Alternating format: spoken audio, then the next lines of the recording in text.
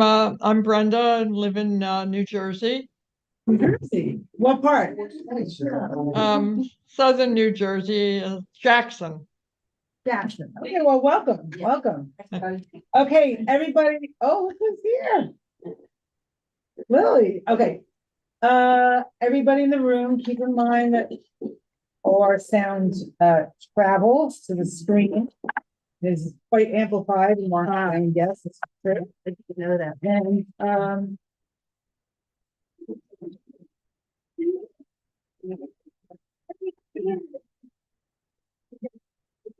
I got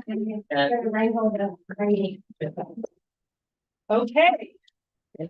It's doing some noise management, and if you hear a lot of noise in Zoom land, then it's getting the way through something. So again, that as usual, too much to do today. That's okay, right? We won't get to everything. Though I left a look more. It's not upon us to finish the work, but just to begin it, to enter it, to be in it, and here we go. Caroline, if you can screen share, and please, everybody, shut off phones. That's the reminder, does it? Thank you. Oh, thank you. Perfect timing. Yes. Everybody, shut off your phones. Holy time, sacred time. Okay, in cacophony. Baruch atah Eloheinu melech haolam, asher kedoshanu v'divrei Torah. Torah. Amen, amen. Blessed are you, source of all life, sanctified us with your commandments and commanded us to take in your divine wisdom and revelation. Okay, so some of you know that I'm now teaching a Tuesday night Beit Midrash also on the Parsha. It's called The Healing Power of the Parsha. And it's wonderful because it means like all week I'm soaking in the Parsha. And by the time we get to today or yesterday, when I'm preparing for this, I've got a lot more to say. So some of it will overlap a little bit for those of you who were in Beit Midrash, but it'll be different. But you'll see the connections, and people who are not in Beit Midrash, you don't need to have been there. So let's screen share, and you'll see at the time I have something special for you. A few minutes, special little definition for you, and we'll talk about when we get there. Okay, I'm going to share my screen. And the Parsha, of course, is Vayakhel. And I called it, and actually the name of this comes out of Tuesday night's Beit Midrash. Hold on, let me just.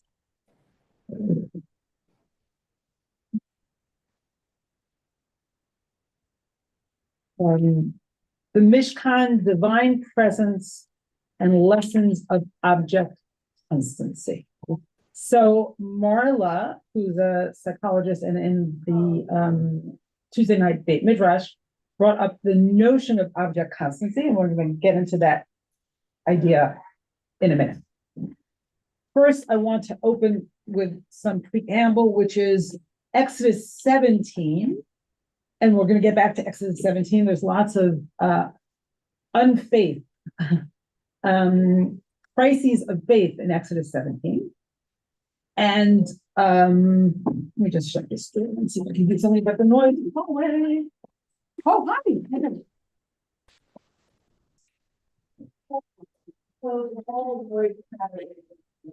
If you could just like keep in mind that the homework is watching more than you. Yeah.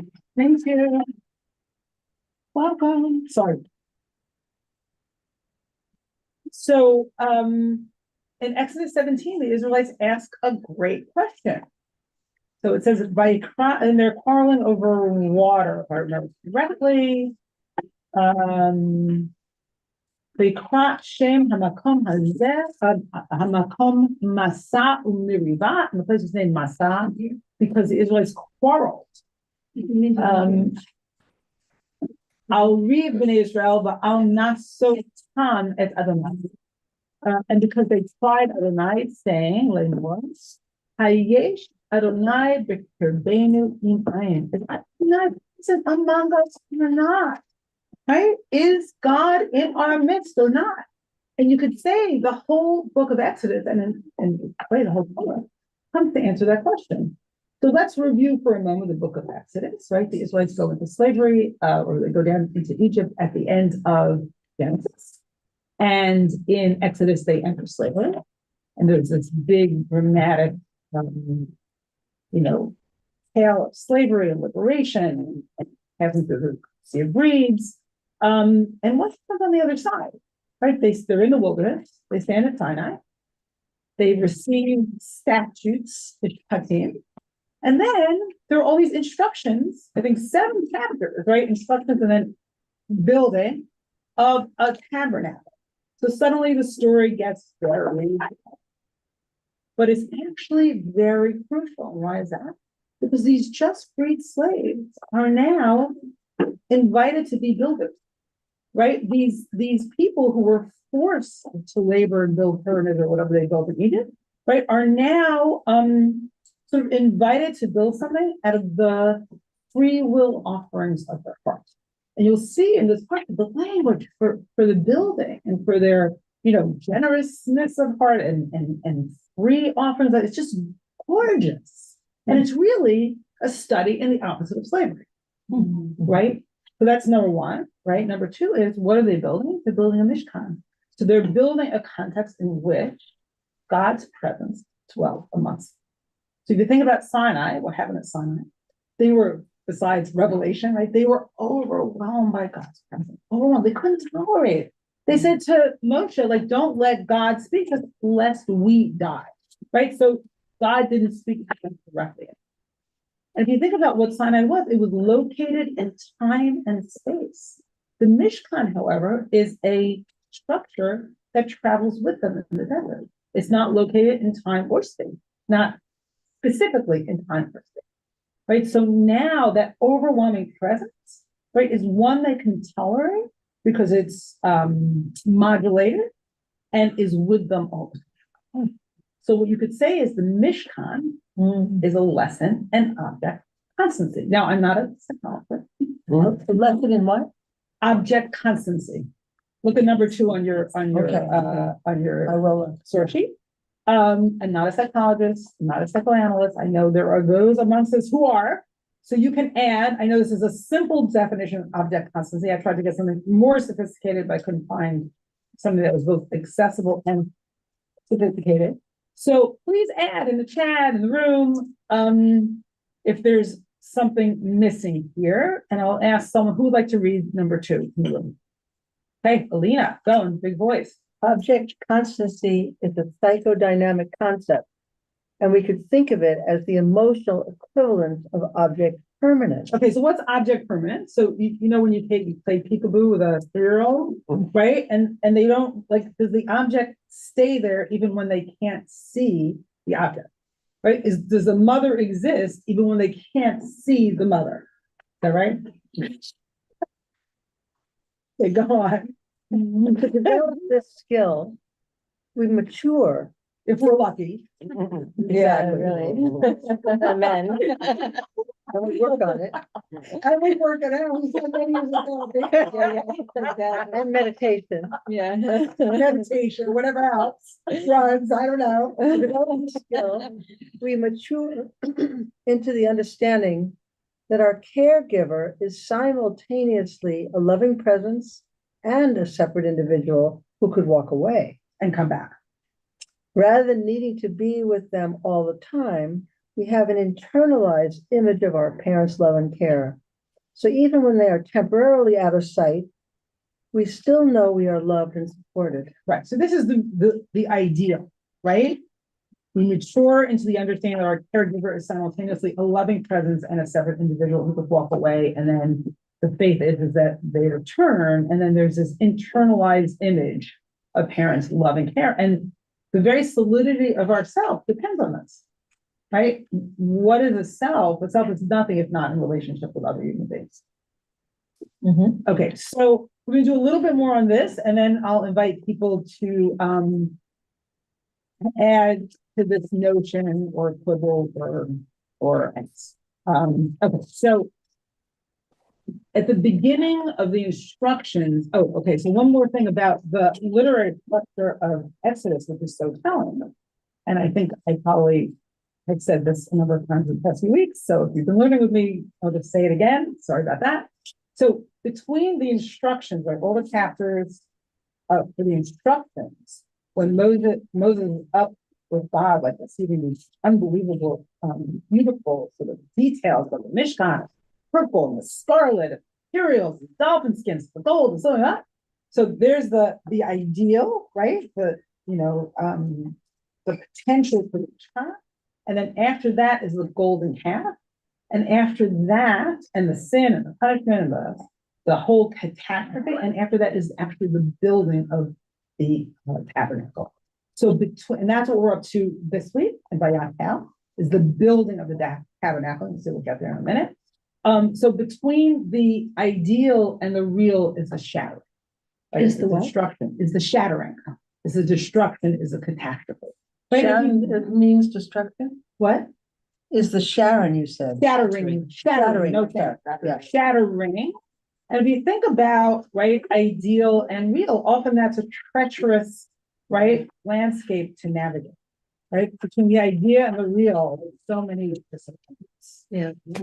Okay. So now it says, so this is the beginning of the instructions, and it says, more God spoke to me, saying, Daber el b'nei Yisrael v'yaku li truma ne'etz kol ish asher yidvenu libo tikhu et trumati.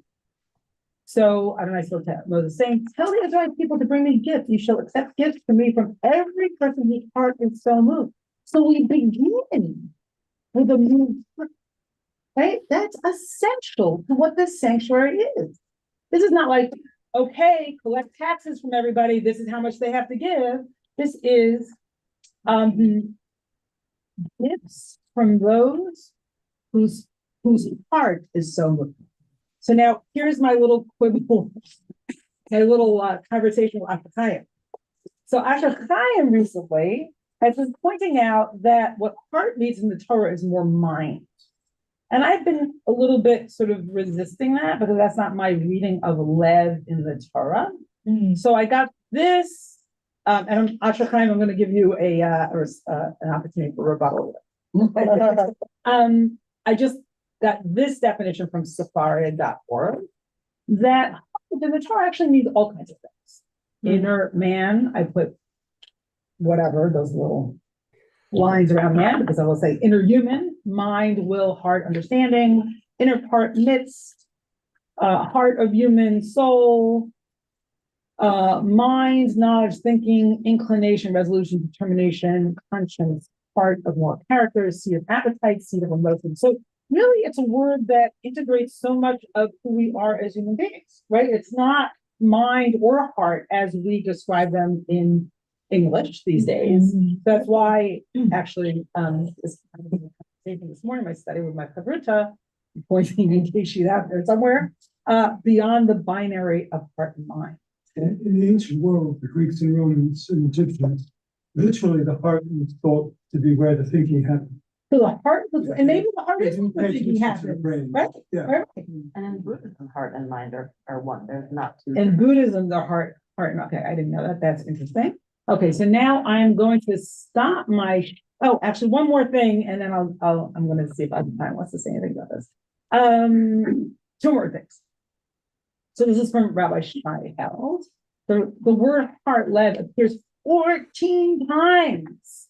A multiple of 7, the biblical symbol of completion or totality. In other words, appears 14 times. Related in the text about building the sanctuary. Mm-hmm. While the contributors must be generous of heart, the actual builders must be wise of heart. At some level, we'll get there. The Torah seems to go out of its way to emphasize that both the giving and the constructing must be done with heart. The question, of course, is why? What is it about the construction of the Mishkan that makes giving from the heart so fundamental? The answer, I think, lies in the fact that the heart is the great equalizer, and the mind is not. as a mother of children with disabilities, I would say the mind is not the great equalizer. And I have come to a place, just a little personal note, where smart is not the ultimate conveyor of value. Mhm. The human being, although in my younger years it was. Mhm. So that's just a little Yeah, sharing, Thank you for sharing. my own personal history. Yeah, okay, that's great. And then another quote, and actually Shai Held quoted this in his shiur, I'm quoting his quote. Constructing an adequate place for the holiness of God is indeed human work wrought in generosity. Okay, if you're on Zoom, please mute yourselves until I call on you. Okay, I'm gonna stop my share. And I'm gonna first see if I have to say something, since I so vigorously rebutted him. I hope that's okay in our ongoing chavruta. This is the joy of being the cantankerous but loyal opposition.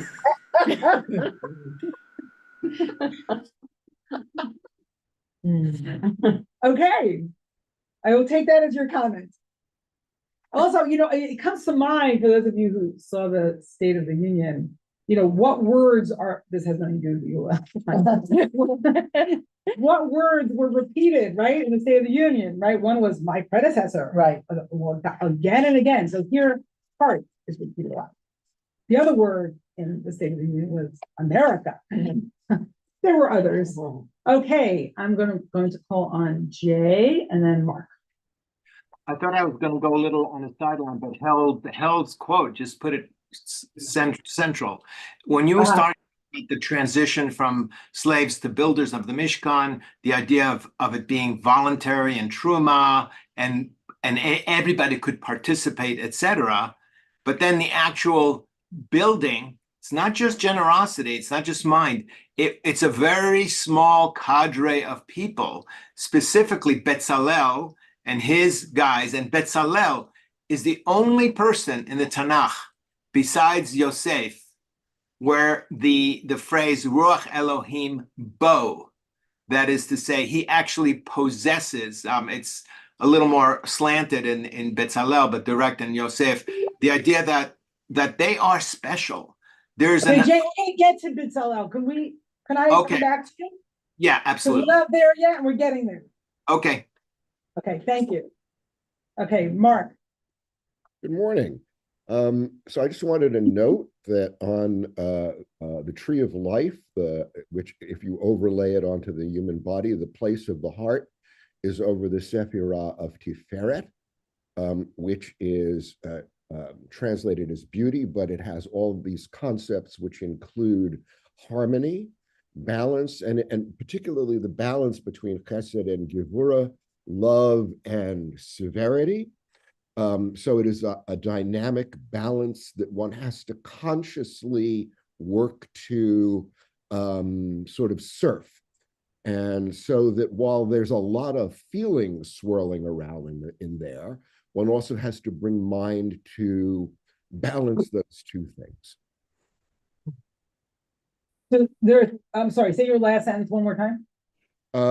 So while there are a lot of feelings swirling around within the heart, within Tiferet, one has to bring mind or consciousness to nice. balance and surf this dynamic balance and keep these two things in harmony. Beautiful. Did you say surf? That was the word I missed the first time. Yes, Yeah. surf. Yes, indeed. Got it. So they're like these waves of emotion, and how do you surf them to come out with a kind of balance? Beautiful. Love I that. think he's talking about balancing Chesed and the Buddha. That's what Tiferet does in model. Okay, so Tiferet, Jen is saying, related to what Mark is saying, so bridges Chesed and Gevura, right? It's like it expresses that balance. And indeed, it is the central point of the entire tree. So it has to hold everything. Nice. Caroline, if you don't mind dropping the source sheet again, and for those of you who got here a little late, be sure to look at the definition of object constancy, which is the theme for today. Okay, Daniel. Shabbat Shalom. Just to compliment, I think that the issue here is commitment, right? We want to ensure that there is actual commitment of the people to the pact. And that comes from this combination of rational and emotional commitment. So I think heart here is just emphasizing a bit, perhaps contrary to what Asher Heim was saying, is that it also stands for this partly rational, let's say, commitment. So it's a combination of those two things that lead people to action, and through action, then you start to build a community. Beautiful. And commitment is exactly that. It comes from that sort of original love, but it takes you through those days when you don't feel that love. Yeah, so not an excellent comparison, but you say, why do you root for a certain team, right? You can say it comes from the heart. There is no rational explanation, and you'll commit to that. Okay, nice. Thank you. Okay, I'm going to go on. Okay. Okay, here we go. So here's the Ramban on Exodus 25:1. What is the secret of the Mishkan? Still on the Mishkan. Sinai, so alav bit mitzvah. Number 7. So the secret of the Mishkan, the real reason of the Mishkan, is that the glory of God that was on Har Sinai, or Sinai, Mountain Sinai, dwells in the Mishkan, but in a hidden fashion. So it's modulated, it's more modest, it's less overwhelming. God, the good parent, heard that God's children were overwhelmed. Like, I can't come on, it's such an intense way, right? And, the Mishkan holds the presence that the people can actually connect to. Okay, and then Teshuto, who was a 20th century Bible scholar and commentator, says, את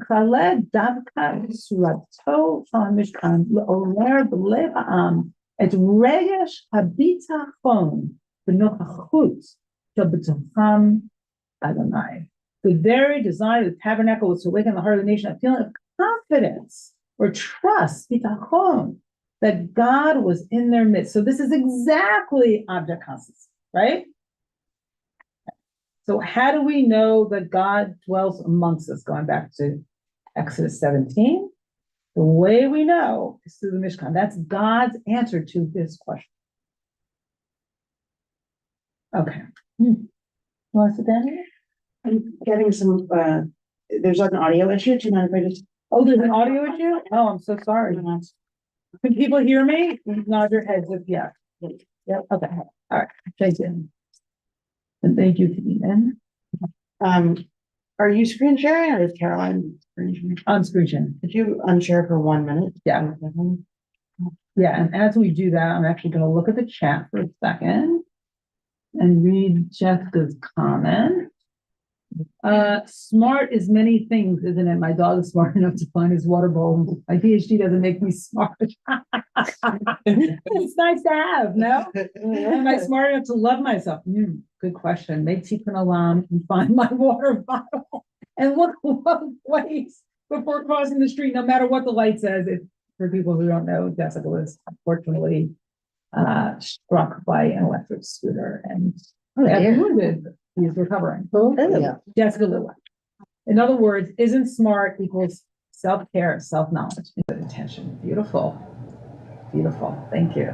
Yeah, it's amazing how school teaches you so many things and doesn't teach you some essential, very essential things. Right.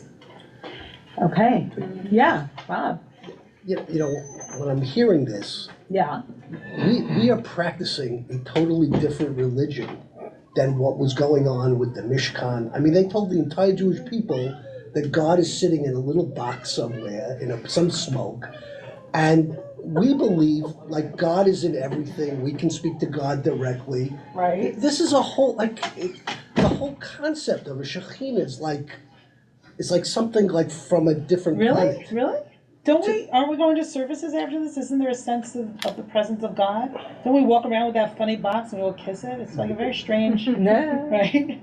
The funny, like, But the Torah is not the Shekhinah. no, it's not. The Shekhinah It's was not. something that was physical or metaphysical, and but it's only in the Mishkan, and only the high priest. It's concentrated in the Mishkan. Right. So it seems like there should be something between what we're doing today and what they did at the very, very beginning. Well, isn't there? I don't see it. I'd like to hear it. I'd like to, I mean, the temple was built Yeah. and then destroyed, and then the temple was built again, and then it was destroyed, and then and then God took a nap. then the synagogue emerged. Are you saying, Rob, that they had a sense of presence and we don't now? Is that what you're saying? No, that's not what you're saying. I'm saying I'm not. I think I'm God's, missing the point. God's presence on earth was in this Mishkan. Yeah. Okay. Then your history is correct, or I think it's correct. And then where's God now? I see. Wait, hold on, everybody. Put hands down, because that's a big question. I only ask big questions, by the way. So you're really asking, you're back to Exodus 17, right? Is Adonai present amongst us or not? Wow, that's interesting.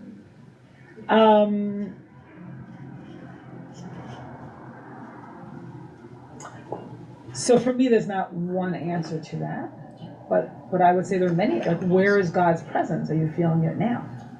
Are you going to feel it later in services? Do you feel it when you're with people you love? It's much more subtle. And there's lots of thinkers who write about the disappearing God, in the sense that because God's presence was so overwhelming, God contracted God's self, right? There was that Simpson kind of idea. In order for human beings to rise up as partners. And we're going to see that in this parsha. All right? How do human beings rise up as partners? I don't know if that's a satisfying answer. And are you also asking, where is God now, given everything the Jewish people and the world are facing? Is that part of your question? No, but it seems to me that, well, I have to think about it a little bit. How's that? Okay, and yeah, I can't fully answer that question, but that's the beginning of a question. I see a lot of hands and we have a lot of texts. So I'm going to do a little more text and then I'm going to call on some hands, okay? Okay. It's always a balance. Okay, so the beginning of our parsha, Vayakhel Moshe et kol bnei Israel. Moses then convoked or gathered the whole Israelite community. Vayomer Alehem, and said to them. Hey, sorry, Rabbi Dan, I don't see your screen. I'm happy to share it though. So that's funny because it's here on my computer screen and not on the big screen. So yeah, please do share. That'd be great. Absolutely, yeah. Thank you. Okay. Number 10. We're on number 10. Thank you, Caroline.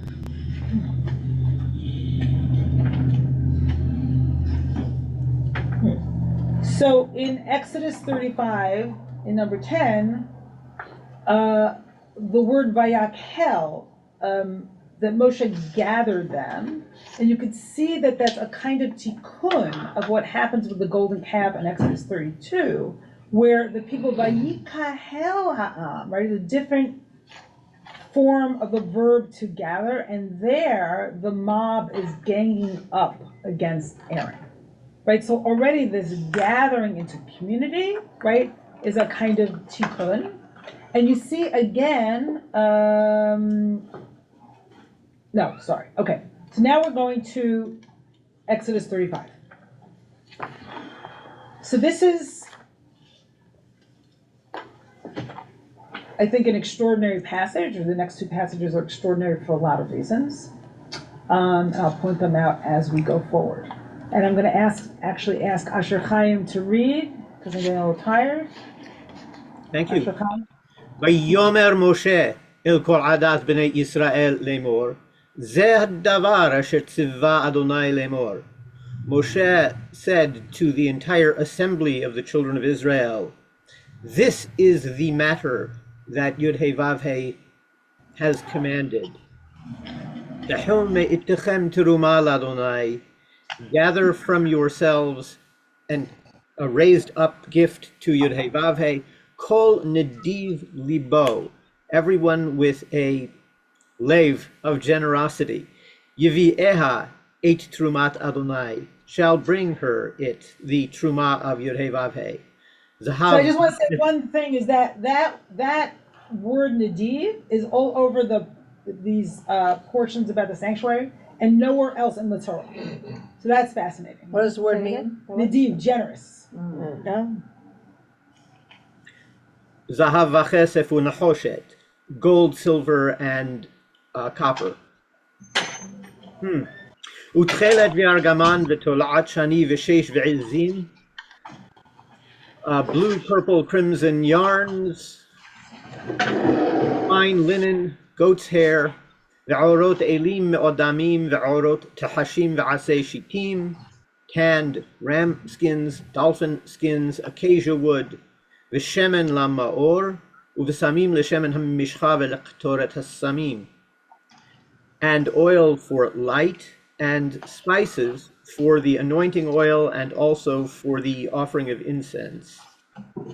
Ve'avnei shoham, ve'avnei miluim la'ephod v'la'choshen, and lapis lazuli and other stones for the ephod and for the choshen, part of the priestly garments.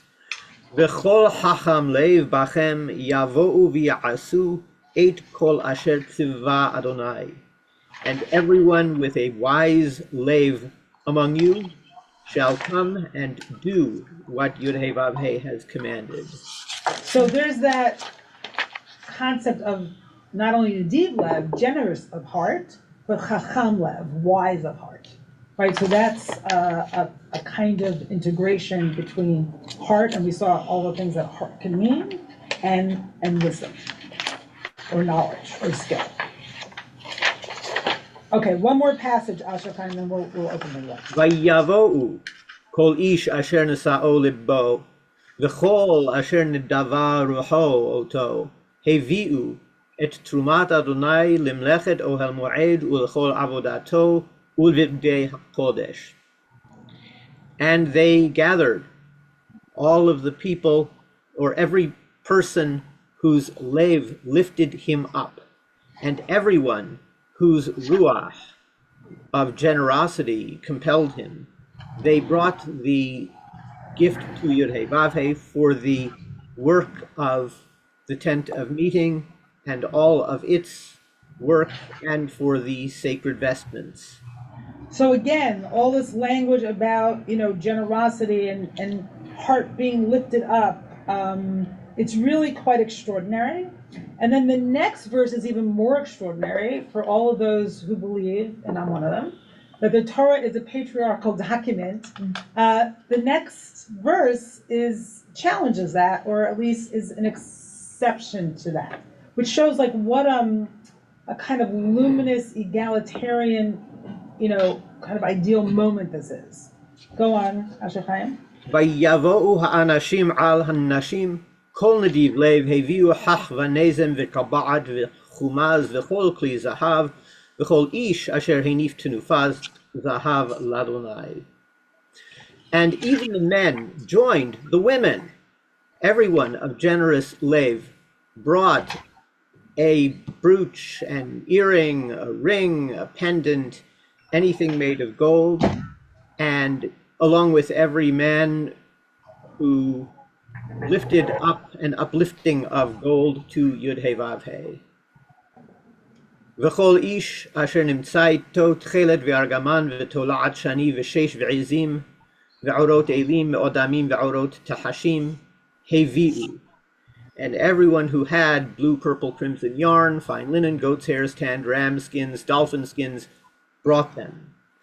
Kol merim terumat kesef u'nchoshet hevi'u et trumat Adonai v'chol asher nimtza ito atzei shitim v'chol mlechet ha'avodah hevi'u. Everyone who lifted up, and a lifting up offering of silver or copper brought it, along with the gift to Yud-Heh Vav-Heh, and anyone who had wood for all of the building brought it. V'chol isha chachmat lev biyadeha kavu, vayaviu makrveh et hatchelet v'et ha'argaman v'et tola'at hashani v'et hashesh. And the women of wise lev, skilled with their hands, spun and brought spun work, the blue, purple, and crimson, and the fine linen. V'chol hanashim asher nasa liban otana b'chochma kavu et ha'ezim. Hold on one second. Caroline, you're not screen sharing. Thank you.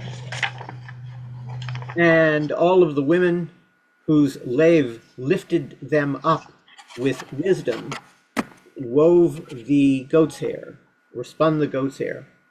Hanasim heviu eight avnei hashoham v'et avnei hamiluim la'efod v'la'hoshen. The chieftains of the tribes brought the precious stones and the other precious stones for the ephod and for the choshen. V'et habosem v'et hashamen lema'or u'l'shemen hamishcha v'le'ktoret hasamim, along with the spices and the oil for light, and for the anointing oil and for the incense. Okay, let me just read this last one. So here's the verse that really says it all. If you notice how many times kol, everybody, right, all is being used. And again, here that egalitarian nature of the Mishkan, kol ish ve'isha asher nadav libam, right? Every man and woman whose hearts moved them, or whose hearts were generous. Lahavi l'chol hamelacha asher tziva Adonai la'asot b'yad Moshe heviu v'nei Yisrael nidava la'Adonai. All the men and women whose hearts moved them to bring anything for the work that Adonai through Moses had commanded to be done, brought it as a free will offering. So that sense of egalitarianism is a sense that every person's heart, moved them to bring, and that incredible sense of unity, and that everybody's involved, right? What a beautiful, beautiful image, right, of a community in the desert. And I have to say, we're going to hear more about building community during services, because my friend Kalia Chavruta, Rabbi Talia Avnon, just came into the room, and she's from Israel, and is the dean of HUC Rabbinical School in Israel, and will be speaking during services about building community after October 7th. Is that right? Yeah, so welcome. Thank you. We're so happy to have you here. I'd give you a big hug, but not to wait for So one more thing about this, and then I know a lot of people want to speak. Ramban, right? Number 14. Just briefly at the end, it says here that Al Hanashim indicates that the women were there first and the men came afterwards. So it's a little strange locution, right? Vayavo in 22, Vayavo Hanashim Al Hanashim. The men came on the women or after the women. So the women really seem to be taking a primary role in the building of the Mishkan. Okay, so now, Caroline, let's stop sharing your screen. And we're going to take some brief comments, if possible, from people who have not spoken yet. Okay. Okay, Alina. Sorry, totally. Colleen, sorry. Okay, and then Nikki. So I wanted to address what Rob said in terms of what I was thinking from the beginning. My background was always in Buddhism. So just repeat what Rob said. What did Rob say? Well, I can't repeat that. So Rob says, where is God now, basically? Yeah. Right? So, first of all, the image I got of the moving Mishkan was, of course, the internal, that it goes with us. So to me, the whole thing that we're building is within our internal heart, mind. and it goes with us wherever we are.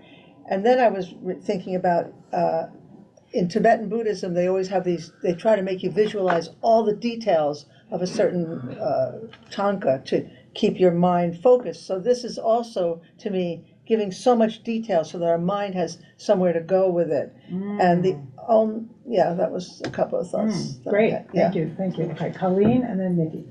Well, I'm wondering just about well, actually, I had wanted to say something about Spinoza's era and practices in Amsterdam, but I'm just but we just read this part about jewelry, and I'm wondering if the significance isn't that it was dowry, potentially, because dowry is different from regular ornamentation. If you're giving up your dowry, you're giving up much more than your regular. Fascinating question. I have no idea. But jewelry, of course, brings us back to the golden calf, right? Where the men were told, take off the jewelry from your wives and your children and use it, right? To build a golden calf by Aaron. So the Mishkan is often thought of as a kind of fixing, a tikkun, a repair of the golden calf. So here, there's an acknowledgement by the Torah that we need physicality, but it's physicality with the right kavanah, right intention, as opposed to the wrong kavanah. The dowry thing, I don't know, but that's an interesting idea. Okay, Nikki. Yes, I'm thinking of what is that ornate synagogue on Fifth Avenue and 65th Street? The big Central one. Synagogue? What? Central Synagogue? Or No, Emmanuel? no, Emmanuel? Temple Emmanuel. Yeah. We still have this, this impulse to decorate the place where we worship, and that carries through to Christianity also in the Middle Ages. If we could raise enough money, it would carry through to Rome. I But wonder it's not happening yet. about that carpet across the street. I said, I don't know if God would like this carpet. But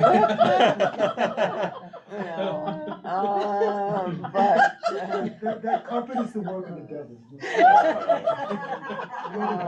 really, It destroys the presence of God amongst I'm us. also thinking of all the women's auxiliaries in more traditional synagogues. That's beautiful. That's how the women bring their offerings. That's bring offerings to the beautiful. synagogues. Thank you. Okay, yeah, Mia. I'm also thinking of the idea that some of these words are masculine and feminine in the Hebrew. So hachatzer, right, is an example of that. So I'm thinking maybe they were also bringing their Egyptian concept of divinity, because sun and I think fire and wind is also words that have masculine and feminine. So asking men and women to bring their jewelry is like kind of using that concept of it's the masculine and feminine that will be our divine. No, I love that. Beautiful, Mia. Write a whole theology from that. If I could breathe while I speak, it would be helpful. Well, go ahead. I get so nervous when I talk in here, my voice. Oh, well, what you're saying is gorgeous. And yeah, I mean, I love that there's an integration here. We were talking before about integration of mind and heart, in those categories, that we usually think of through binaries coming together. And now and then we see these men and women bring everything they have. And this integration of not only of men and women in the community, but the integration of male and female in God, which relates to Mark's point about the Sfirot. Beautiful. Thank you. Okay, I see Tomas and then Brenda online, and then we're going back to the text, and we have some hard choices to make about what we're going to do next. Go ahead. Just very briefly, given those hard choices, one of the things I love as an architect is that building is a noun and a verb. Right? Yes. We're in a building, but Yes. a building is a making, an act of bringing together, right? So Yeah. gathering. So you build the building builds you. And one of my favorite fun facts, which is very recent archaeological understanding of Stonehenge, speaking of calves and mishkans, is they said, well, why was it so difficult to build this thing? Why did they go 500 miles away to get this stone? Like, what must have been so important about this particular place? And the latest interpretation is that the place was not important, and the ritual was not important, and the whole reason they made it so difficult to build is what was important was the act of building. And they devised these incredibly elaborate requirements simply to organize people socially. That Stonehenge was a social event over centuries, not a spatial event over one cosmic moment at the equinoxes. Wow. And so it was precisely the elaborate process of building. Similarly, you could imagine for a Catholic cathedral or other things that take time.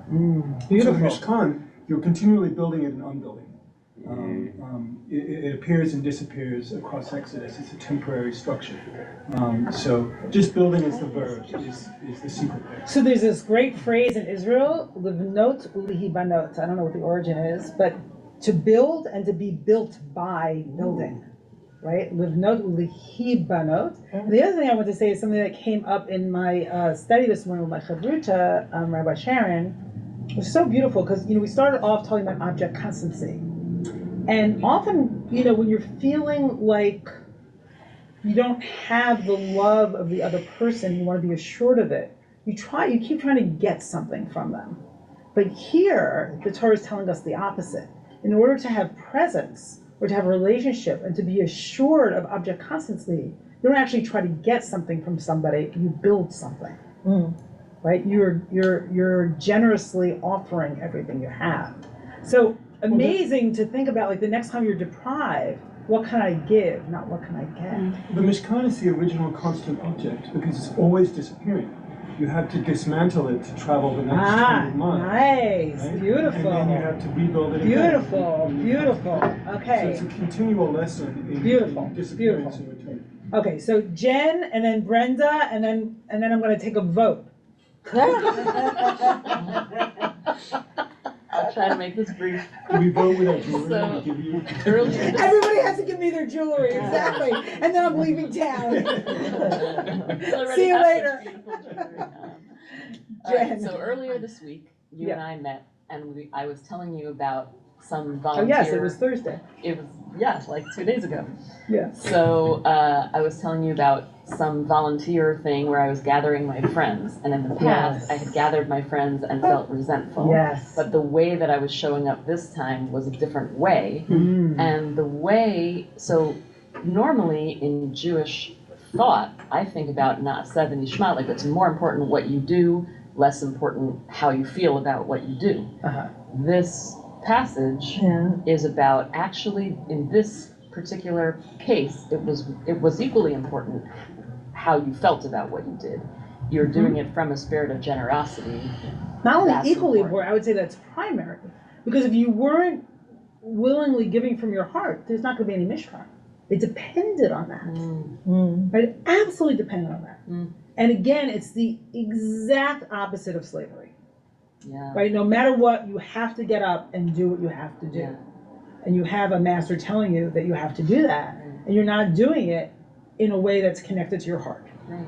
I think the modern equivalent, for me at least, was I wasn't a slave to my friends in the past, but it was my version of my own slavery. Imprisoning myself, thinking I have to be the one to organize the And this time it's like, I'm going to do it in a way that works for me, so I'm having fun doing it. It's more generous that way. Paradoxically, I'm doing it for me, therefore it's more generous to them because I'm not holding them, I'm not being resentful of them as I do that. Yeah, so the piece that you're not naming explicitly, but you're kind of saying, is you're taking responsibility for your actions. Yeah. Yeah. Okay, I know that Brenda was waiting, and then I think we will get back to the text and not take a vote. Okay. That will take too much time. But there is at least one more piece I want to do, and then I will open things up again. All right, so I'm seeing this text on two levels. One is a spiritual level, and I would see it as an evolution of God consciousness. So the golden calf was the idol worship, the sense of worshiping the material, that they made the God out of the material. And this is now bringing God in, but putting him in a certain place also. He's confined also. And And that's to me another level of consciousness, because they had to go from this materialistic, and it's still materialistic. They're bringing all these precious items and stuff like this. So they're still putting a lot of faith in the material and confining God, as opposed to seeing God as being immaterial. I know, a presence, something that's beyond. Yeah, I hear what you're saying. I don't think that God is exactly confined to the Mishkan. It's sort of a concentration of holiness, and it's material for the sake of creating that presence. Well, that's the dwelling place. That's the dwelling place. Exactly. So if God's dwelling in one place, he's not in other. I don't know. I don't want to argue sure it. I'm just that God is actually not in other places, but God is in that place for the purposes of sort of, the sacrifices and certain rituals. I don't know. You know what? I would just say for now it's more complicated than that. I'm gonna move on. All right. But I just wanted to say, so there's the other level that I'm also seeing it on is a very practical level, taking about Moses' leadership. He had to get his people together to form a community, to do what else do? You get them busy on this task, which you could call holy or whatever, but he's using their energy, and then they're not so worried about, where am I getting my next meal? Thank you, Brenda. Absolutely, it's a he's focus, harvesting for sure. their faith in one place so that they don't lack their faith in him and the leadership Thank you, Brenda. quality. I'm going to go on. Thank you. Absolutely, it's a way to build and focus and also partner with Moshe and God. Okay, so now briefly about Bezalel, and then I want to get to the mirrors. One second. Okay, so new leadership emerges, number 15, and this goes back to Jay's point. And if you want to add something here, Jay, I will call on you. Vayomer Moshe el bnei Yisrael v'u kara Adonai b'shem Bezalel ben Uri ben Hur l'matet Yehuda. So Moses said to the Israelites, see, Adonai has singled out by name Bezalel.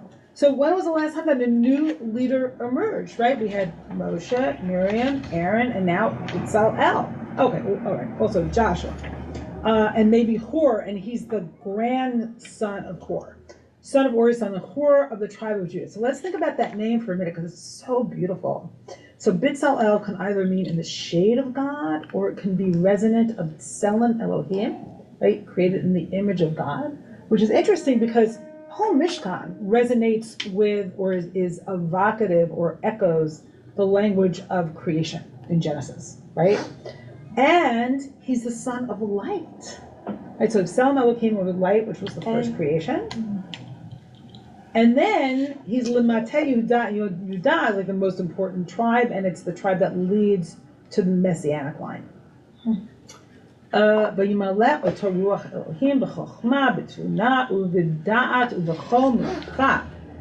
him with a divine spirit of skill, ability, and knowledge in every kind of craft. Lachshov, machshavot. That's interesting. So literally, that's thinking thoughts. Inspiring him to make designs for work in gold, silver, and copper. Okay, I'm going to skip the next verse and go to 34. Laharot natan b'libo hu ve'oho li'av ben achtisamach l'mateh dan. So his partner here is Oholiab, who is of the tribe of Dan. So we have the loftiest tribe, Judah, and then we have the most lowly tribe, which is Dan, which is interesting. Joe, you have to tell me what the joke is. Do you want to tell me? Me? Yeah. I'll just tell them I'm laning that. Oh, you're laning that today. Okay, got it. It's a mouthful, that name, right? Yeah.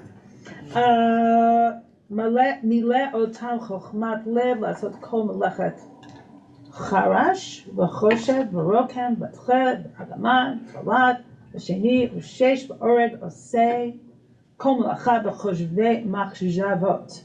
So they had been endowed with the skill to do any work of the carver, the designer, the embroiderer in blue, purple, crimson yarns, and in fine linen, and of the weaver, so work in all crafts and as makers of design. So who is Hor? Right, so Hor means whole. So that's also interesting. Think of creation and the space that God created in God's self in order to create a world, right? A space without divinity. So a world could be created, which goes back to Kabbalistic notions. So too, the people, right, had to create a space for God, right, that was not humanly inhabited, right, amongst them. So it's like God creates a space for human beings and humans create a space for God to dwell amongst them. But who is Hor? So just briefly, we're going to read this whole thing. When the Israelites, back again in Exodus 17, which is so much about faith and where is God, Amalek, often Amalek appears, if not always, when there's this crisis of faith. And Amalek, which is the sort of archetypal representation of evil in the Torah, came and fought with Israel. And Moses said to Joshua that, take some troops, and Moses will station himself on the top of the hill. But here's the point, that while they were fighting, whenever Moses held up his hands, Israel prevailed. But whenever he let his hand down, Amalek prevailed. So what happened? When Moses, who can keep up their hands that long, right? You can't do it. It hurts.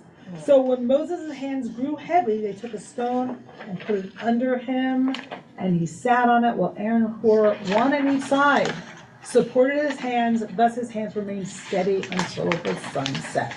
So Hor is the one, along with Aaron, that teaches Moshe and teaches us all that one man can't do it alone. Right? And this is what my chavruta Sharon, who may or may not be here, taught me this morning. Right? It's beautiful that he's descended from Hor, who kind of, sort of created this model of faith with Moshe and Aaron in order to defeat Amalek. There's something about that unity. Okay, Jay, a quick comment about Bezalel? Yeah, two quick comments. One, that of this characteristic, which is unique to him and Yosef and no one else, Ve'emaloto Ruach Elohim, he was filled internally with the Spirit of God. And that must, that's worthy of some thought, especially given how rare that is. And the second, it's funny, you just said one man can't do it alone. To me, there's a line here. I mean, we know we're anti-monarchists, even though we had kings, but it seems like elites do play a special role. Yitro said to Moshe, one man can't do it alone, but pick judges of particular skills, pick artists of particular skills. So there is a certain kind of theme in our background about talking about a certain kind of elites that have particular skills or functions. So even though we're all contributing voluntarily, we're not all equal in that way. Yes, correct. People have different functions and different status, for sure. Okay, we are going to do one more. I would say different ways to contribute. There are different ways to contribute, absolutely. So we're going to do one more really spectacular text. And it has to do with this cryptic line in text. Sorry, I'm just looking for the right text. Okay. Okay, number 20. So in number 20, what's being described here, you'll see in a minute, we're still in object constancy.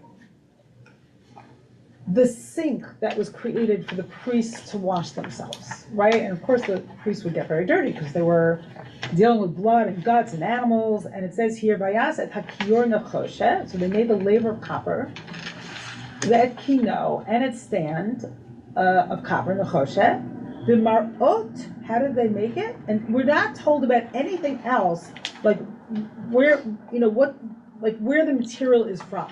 It says B'mar'ot hatzovot, from the mirrors of the women. Wow, what is that? Asher sav'u petach ohel moed.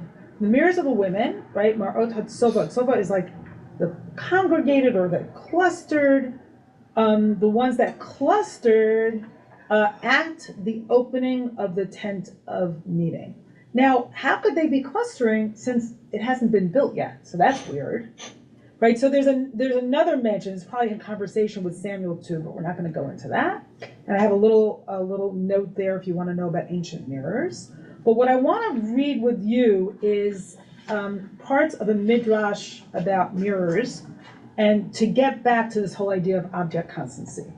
So now we are looking at, sorry, since I can't screen share, we're looking at Midrash Tanhuma, number 24.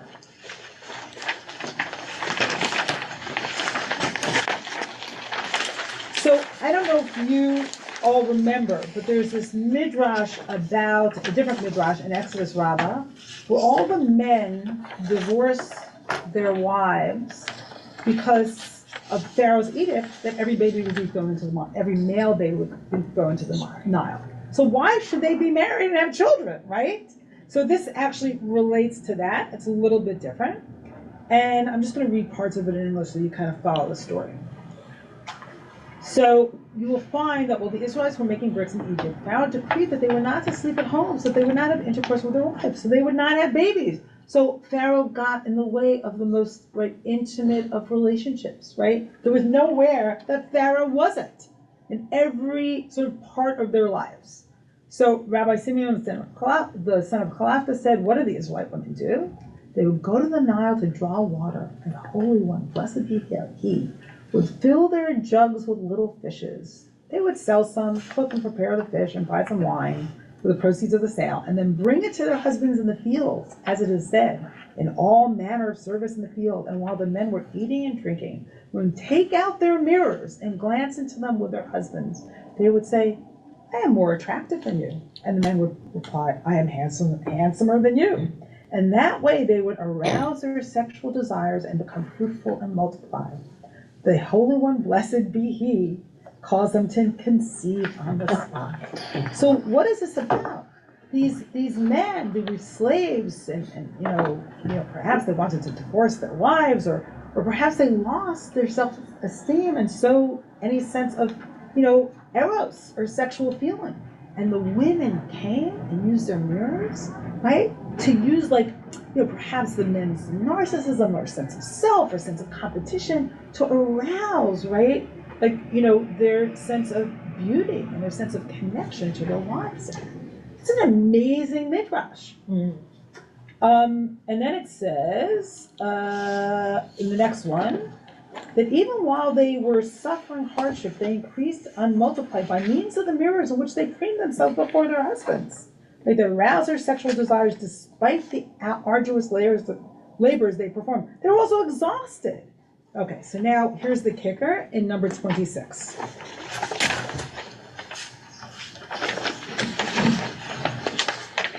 When the Holy One, blessed be he, told Moshe to build they told Moshe to build the tabernacle, all the Israelites brought their contributions. Some brought silver, others brought gold or copper, or onyx stones, or unset stones. They brought everything eagerly, as we discussed. The women asked themselves, what contribution can we make to the sanctuary? They arose, took their mirrors, and brought them to Moshe. When Moshe saw them, he became angry with them. He said to the Israelites, take your canes and beat them on their shoulders. What purpose do these mirrors serve? The Holy One, blessed be she, called out to Moses, Moses, do you mistreat them because of these? These very mirrors produce the hosts in Egypt. Take them and make a basin of brass and a base for the priest, that they may sanctify the priest from it. As it is said, they made the laver of brass and base thereof of brass of the mirrors of the serving women that did service, for they had produced all the hosts. Right? So therefore it is written, and the brass of the offering was 70 talents. That is, the offering of the wives amounted to 70 talents. So somehow God had a vision that Moshe didn't have. And it's interesting, the rabbis see Moshe as an ascetic, right? That he married, he had children, and he divorced his wife, right? And it's based on some language that actually makes sense in the Torah. And that from that day on, he was an ascetic, and he was sort of married, so to speak, to God. So Moshe didn't have that vision to understand that one can use mirrors and a sense of like narcissism for the loftiest, possible goal, right? But God understood that. So let's see what Aviva Zornberg says. The mirror game of the Midrash is playful, as the woman teases her husband. Playfulness evokes a sense of delight and innocence, a suggestion of faith that goodness and pleasure continue to exist. Okay, I think that's enough of that. And the reason I put this here is that it's connected to object constancy. It's like under Pharaoh, right? Pharaoh got in the way of the most intimate of relationships, right? You couldn't connect anymore to the one you love. You couldn't connect even to yourself, right? So these mirrors represent a sort of reawakening of the self, right? I don't know if object constancy makes sense in terms of one's relationship to oneself, but it's almost like the women sort of invited the men's selves to emerge again, and to love again, and to connect again, and to procreate again. Okay, with that, we do have some time for comments from people who have not yet spoken. I know I've spoken. I can't resist stretching the Torah to include Paul's first letter to the Corinthians. I actually wasn't calling you, I was gonna ask you to wait, but finish your comment. Finish your comment. Just now I see through a glass darkly, but then I will see face to face. Through a glass darkly means I can only see through mirrors. Everything I see is merely a mirror, but when the Messiah comes or returns, I will see face to face, and I shall know as I am known. Meaning, God knows all of me, doesn't see me through a mirror, sees straight through me. And that knowledge I will also be able to access. So Paul in Corinthians is, I think, really building on this Torah here. That is gorgeous. And so just to connect to Rob's point, so when we see through a God, through Mirror darkly. Through a mirror darkly, and through only a universe of reflections, we might not be aware, or it's challenging, if not impossible, to connect to the awareness that God is present. What was the nature of biblical mirrors? There's a box on that. I'll show it to you afterwards. All right. It's There's basically a lot to copper pay beaten flat, and you can see a reflection. Richard and Roberta.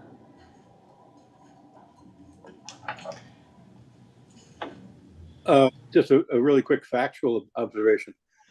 Betzalel is the name of the art school at Hebrew University. Yes, on the Mount Scopus campus. No surprise, but we walked in that building when we were there 20 years ago for the first time, and there it was. Betzalel was scattered across the entrance to the art school.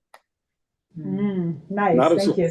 Not a surprise, but pleasant, very pleasant. Yeah, Betzalel is alive amongst us, at least amongst some of us. Okay, Roberta. Yeah, Shabbat Shalom. Putting aside the patriarchal take on women bringing mirrors, I think, which is this portion is calling us, as you pointed out, to look much more deeply at the explicit role of women. Is what in many spiritual traditions is the mirror, right? In fact, okay, too much of a diversion, but if you want to know about the history of Zen, it is completely the first Zen patriarch. It's a whole dance between mirrors and what mirrors mean in Chinese Zen history. But the point here for me is that the people are we're taken on this journey to transform the collective from a collective of children, B'nai Israel, to an adat, right? Is this the first parsha where adat is specifically spoken about, which is, and I think of it as good question. Self-witnessing people. that we can see each other, witness each other, and that's what the mirrors facilitate. That the women are holding up mirrors to the men, like, look, who are we? Are we the people who are going to build golden calves, or are we the people who are going to build something that really represents that unification of Tiferet, of heart mind?